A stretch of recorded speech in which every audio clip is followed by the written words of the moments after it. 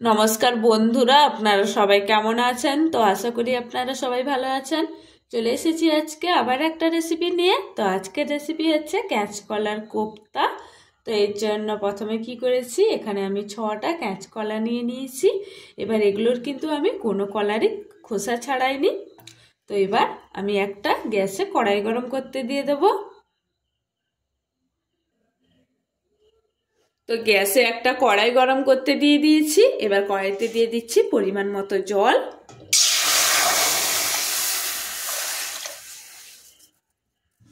জল এখানে দিয়ে দিয়েছি। এবার সমস্ত কলাগুলো এখানে আমি দিয়ে দেবো। দিয়ে কলাগুলোকে ভালো করে আমি সেদ্ধ করে নেব।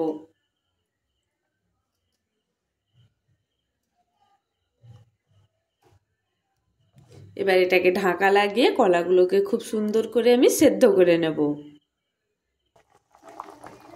তো কাঁচকলাগুলো সেদ্ধ হয়ে গেছে। এবার এখান থেকে আমি জলগুলো ছেঁকে নেব। তো কাঁচকলার থেকে জল ছেঁকে নিয়েছি। এবার কাঁচকলাগুলোকে এইভাবে করে আমি সবগুলো কলা সুন্দর করে ছাড়িয়ে নেব।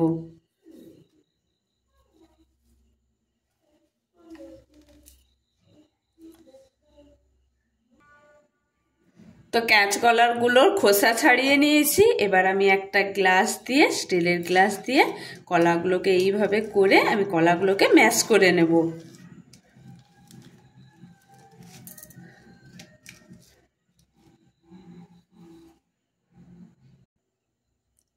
তো কলাগুলোকে সুন্দর করে ম্যাশ করে নিয়েছি।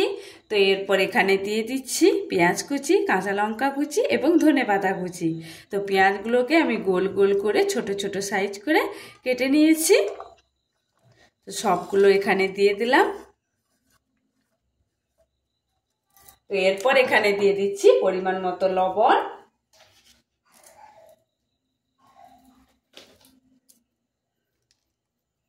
দিয়ে দিচ্ছি পরিমাণ মতো হলুদের গুঁড়ো। এবার দিয়ে দিচ্ছি পরিমাণ মতো লাল লঙ্কার গুঁড়ো। আর দিয়ে দিচ্ছি সামান্য পরিমাণ জিরের গুঁড়ো এবং ধনে গুঁড়ো। এবার এটাকে আমি ভালো করে সবগুলো মশলার সাথে কলাটাকে ভালো করে আমি মাখিয়ে নেব।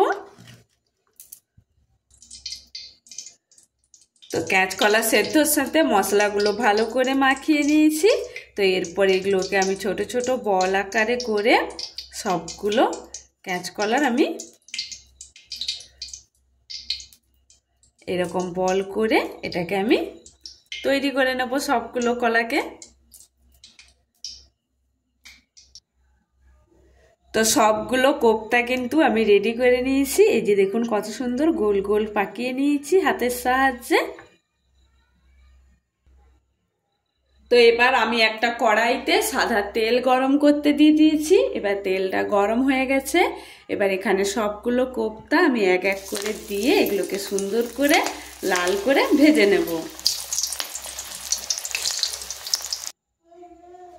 তো সব কোপ্তা কিন্তু ভাজা কমপ্লিট হয়ে গেছে। এই যে দেখুন খুব সুন্দর করে এগুলোকে লাল করে দুপাশ আমি সুন্দর করে ভেজে নিয়েছি। তো এবার কড়াইতে দিয়ে দিয়েছি সামান্য পরিমাণ সাদা তেল। এবার তেলে দিয়ে দিচ্ছি গোটা জিরে ফোড়ন হিসেবে। তো এরপর এখানে দিয়ে দিচ্ছি পেঁয়াজ কুচি। তো এখানে আমি ছোট বাটির 1 বাটি পেঁয়াজ কুচি করে রেখেছি। তো পেঁয়াজটা দিয়ে পেঁয়াজটা ভালো করে ভেজে লাল করে নেব। তো পেঁয়াজগুলো খুব সুন্দর করে গোল্ডেন কালারের করে ভেজে নিয়েছি। তো এরপর এখানে দিয়ে দেব আদা রসুনের বাটা। তো এখানে আমি দিয়ে দিচ্ছি একটা ছোট চামচের 2 চামচ আদা রসুন বাটা।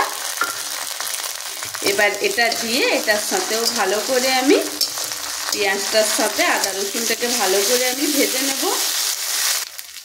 তো আদা রসুনটা ভালো করে ভাজা হয়ে গেছে। এরপর এখানে দিয়ে দিচ্ছি সামান্য পরিমাণ লঙ্কার গুঁড়ো আর সামান্য পরিমাণ হলুদের গুঁড়ো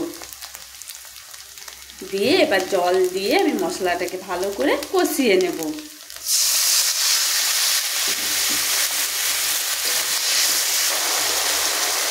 তো মশলাটা ভালো করে কষিয়ে নিয়েছি। এবার মশলার সাইড থেকে তেল ঝরতে আরম্ভ করেছে।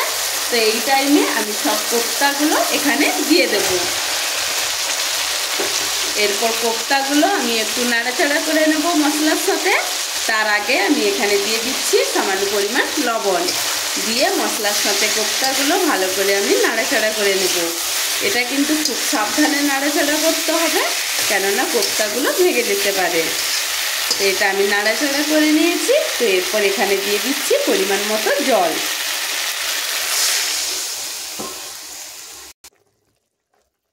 তো এখানে দিয়ে দিয়েছি পরিমাণ মতো জল। তো এরপর তরকারিটাকে আমি 1 ফুট ফুটিয়ে নেব।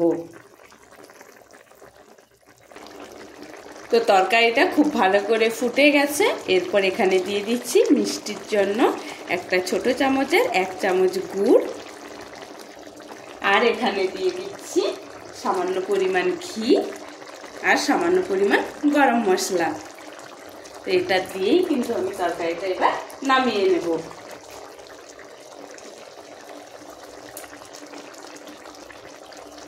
এবার তরকারি কিন্তু আমার পুরোপুরি রেডি হয়ে গেছে। এরপর ধনেপাতা কুচি ছড়িয়ে আমি তরকারিটাকে গ্যাস অফ করে দেব। তো এই যে রেডি হয়ে গেছে আমাদের কাঁচকলার কোপ্তা রেসিপি। তো রেসিপিটা কেমন লাগলো কমেন্ট করতে একদম ভুলবেন না, এবং আমার ভিডিও দেখার জন্য সবাইকে অনেক অনেক অনেক অনেক ধন্যবাদ। সবাইকে টাটা।